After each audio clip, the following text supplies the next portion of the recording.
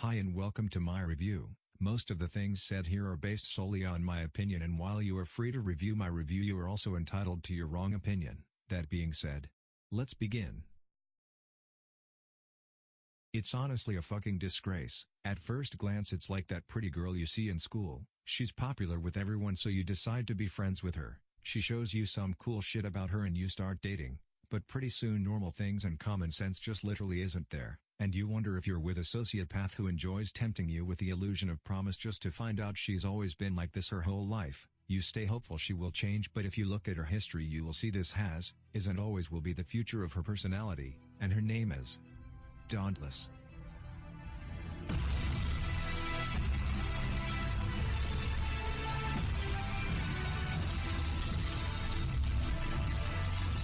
It's been in beta for over a year. A whole year to fix and add basic functions to this game, and yet I see no reason to be hopeful. So I'm basically not going to play it alone, and probably not going to try to complete it either. The quests are dumb. I also feel completely cucked hardcore. They lured me in with a good tutorial and potential for an awesome storyline, but what did they do when you began playing? Nothing. Nothing at all to make you feel like the world you're in is real, just some basic vendors placed around that do nothing but act like a machine. Nothing about them have any personality or anything. No story cutscenes, no story progression. Armor and weapons look cool but have almost no personalization, so everyone looks the same. You honestly can't tell who is far in the game. You just see who spent money in the game, and that's stupid. The game is 8 GB and it fully released? When I saw 8 GB I was worried, and now I see why. They ran out of corners to cut on this game. That's not what a company that cares about players would do. If you can't make your game complete because you don't have the money for it, then make a game you can. Make it look like Minecraft if you have to. Don't cut corners just to make it slightly pretty. It will damage its functionality and ruin the overall experience. As on average a AAA title game has like 20 to 50 GB size, some go over 70 GB like GTA 5. But those guys have a bigger budget than all of Africa, so I get it. We are playing basically a demo of what this game should have been, but it's fully released. I get why they pride themselves in being about the gamers, because they literally copied what every other decent game out there did and thought, let's add a little bit of everyone and we will be successful and make a great game. Tell me if you don't see the following similarities. Fortnite-style graphics. Monster Hunter, Dark Souls bosses and fighting and healing flasks/potions. Destiny hub area where players return for missions. World of Warcraft-style quest icons. Warframe-style dropping out of the ship into the mission intro. Rings of Elysium seasonal reward system. And God knows what else shit they did. They did those things but worse, and yes, other games also do this type of copy/paste format in their game. The old, if it ain't broke don't fix it attitude brings only a copy, but nothing fresh and new, just the same regurgitated mindsets of companies for years now. A new first-person shooter game, a new battle royale game, the hypes get repeated. But this game seemed like a pretty boy Frankenstein confused about its own identity, so it stayed basic and hardly functional to avoid being hated, but also not in the spotlight of talent, kind of just there in the back of the classroom, as that quiet kid that is harmless and a bit slow named Jimmy. Do you see that golden thing? That's called an Estus flask. You know what they do? They heal you during battle and they refreshed upon reaching the checkpoint. You are provided a finite number and they are consumed upon use, but they can be refilled. Very similar to the healing potion you get in Dauntless, except you have to either win or lose the boss battle to refresh them. A minor change in detail, but the concept is the same.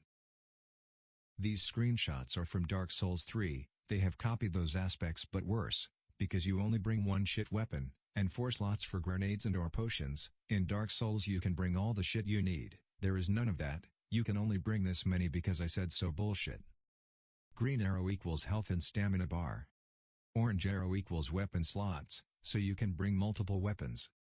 Blue arrow equals all the different consumable potions and items you can use for combat, and yes, there is more than just 4 options at once. You can freely switch between them to help tip the balance of the fight in your favor when faced against a really tough opponent. Something that if you were to copy it would be worth doing right, but that is not the case with Dauntless at all. Creativity is severely limited in this game. Now look at this basic screenshot of Fortnite and tell me how it is not similar to Dauntless at all. The smooth textures and creamy color palettes makes the graphics of Fortnite pleasing to the eye, and this is where Dauntless has done something right when it comes to stitching something unoriginal on itself. The artists behind this deserve a pat on their back because it is beautiful, which is why this game can even be called a pretty boy Frankenstein in the first place. This is the Destiny Hub area, very similar to Dauntless in that it has you come back to the stronghold-like area once you finish your mission. The NPCs are spread throughout the area and they each have vending machine-like functionality. A simple input-output design is as far as that goes. You can also see other players roam around here before they leave for a quest or mission. World of Warcraft-style quest icons are a WoW classic. The yellow question mark and yellow exclamation point are known across many MMORPG gamers now because of this, nonetheless, a copy-slash-paste mentality. And finally, the Rings of Elysium reward system. How many days left in the season? Normal rewards for the poor players and the yellow one underneath for the elite paying bundles of sticks. Stay grinding hard to get a tiny fraction of that paid currency called platinum, just to make you feel like you will be able to buy something one day after playing for tons of hours, and only to achieve a simple 3-option color palette after playing so hard your fingers are blistered, is nothing short of an insult. At least the grindy game Warframe will let you trade paid currency with players, in exchange for an item they want, that you have, and believe me, every mod has a price. But here basic functions like going to the main menu on PC without getting stuck in a 50,000 player queue is not an option. So if you get bugged out on an endless matchmaking queue, good luck, because you will need someone to invite you to their party to reset you. Picking up objects in Dauntless can also bug out and find yourself unable to grab that item and you suddenly realize, you are playing a bugged out game again. Adding other players can also be confusing for some as your in-game name may not always be exactly like your Epic Games account, which leads to confusion and frustration. Overall this game kind of has potential. But seeing as how they took a year already in beta, and just released it like this as official, is discouraging.